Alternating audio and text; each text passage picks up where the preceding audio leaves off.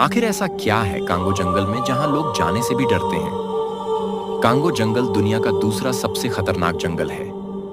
ये जंगल इतना बड़ा है कि उसके अंदर यूनाइटेड किंगडम जैसे 20 देश समा सकते हैं। इसका एरिया 37 लाख स्क्वायर किलोमीटर में फैला हुआ है और इस जंगल में 10,000 से भी ज्यादा पेड़ पौधों की प्रजातियां पाई जाती है। ये जंगल साइज में जितना बड़ा है उतना ही डरावना भी है, क्योंकि यहाँ 5,000 प्रकार के स्तनधारी, 2,000 प्रकार के खतरनाक पंछी और 300 प्रकार की अजीबोगरीब विचित्र प्रजातियां पाई जाती हैं। ऐसी और इंटरेस्टिंग जानकारी के लिए हमारे चैनल सब्सक्राइब करें। Thank you.